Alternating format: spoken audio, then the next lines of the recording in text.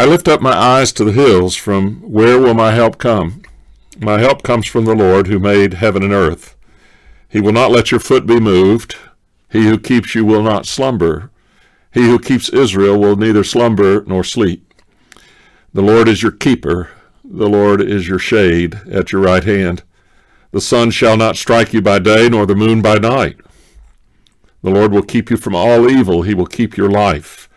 The Lord will keep your going out and your coming in from this time on and forevermore. There's a weird sort of way in which we use ritual to mark life. That psalm is one of the psalms that are called the Songs of Ascent, A-S-C-E-N-T, Psalms of Ascent. They were songs that were sung by pilgrims walking to Jerusalem, and because Jerusalem was up from almost everywhere that people were coming in ancient Israel, then it meant they were going up an incline headed toward one of the three major festivals of the year that people might go to, and those times when you would go for a particular celebration or festival to remember the faith. And those rituals were really important. Rituals are the way that we mark time, and by that I mean we sort of stop and assess and value things. Right now is graduation season, and I'm watching a lot of creativity online as people are still celebrating. And when Vicki and I walked outside this morning, we were noticing houses where people had signs, congratulations to their graduate, and we have some graduates in our church that we want to celebrate and praise and love because we're proud of you. And that's one of the things that we do. Graduation is one of those big ritual moments of every year in which a phase of life is marked for us.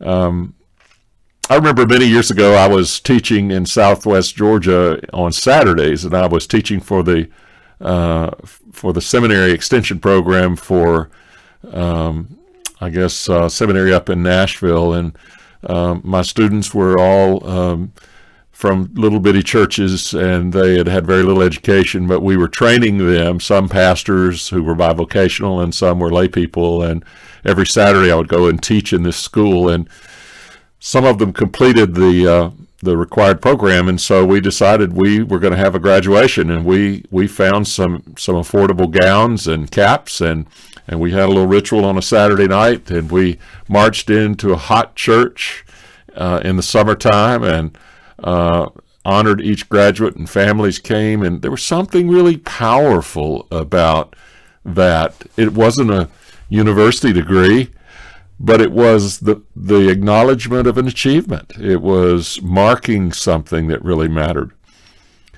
I think that's really important.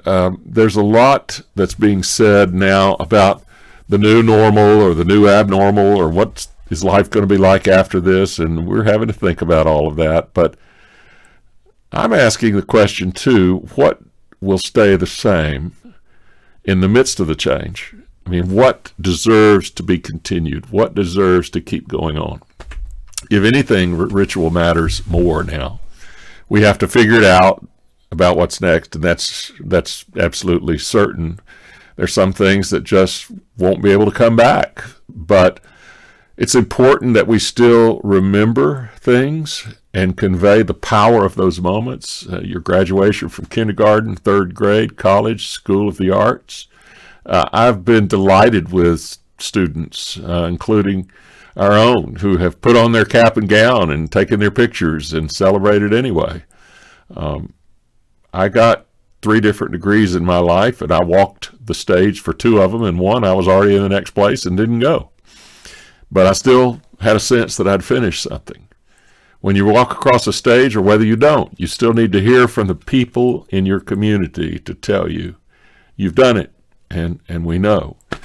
And there are rituals in our spiritual lives too that remind us of things and mark things. And those festivals in Israel were, in a way, that sort of thing. They show up a lot in the gospel stories. Jesus goes to Jerusalem. He was practicing as a Jew and doing all the things that you should do. And we still need those moments.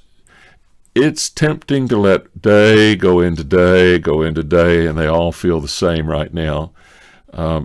But it may be time for you to pull those rituals of your daily life back out of the dusty bin and blow the dust off and get them going again, to mark the time, a way that you remember, and the way that you remember your faith and remember who you are and remember others. And it may be something simple you do with your family in your house.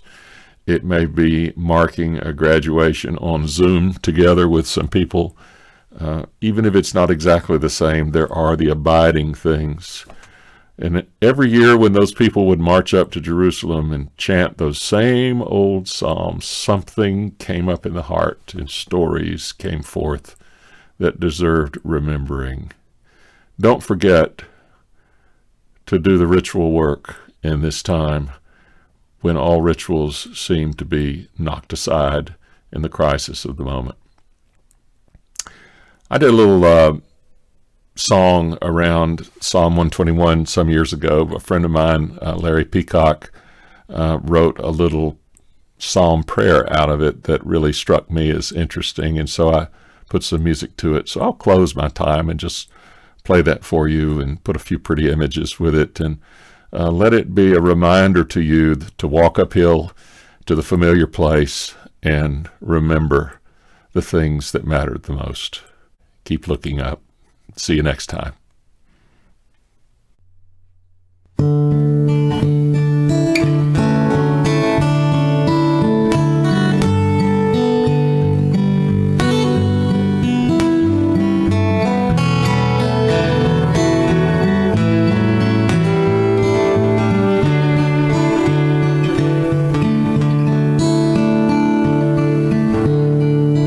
Not from the hills, but from you, oh God.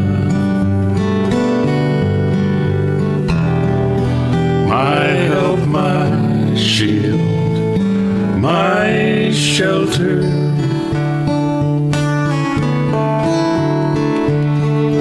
Not from the hills, but from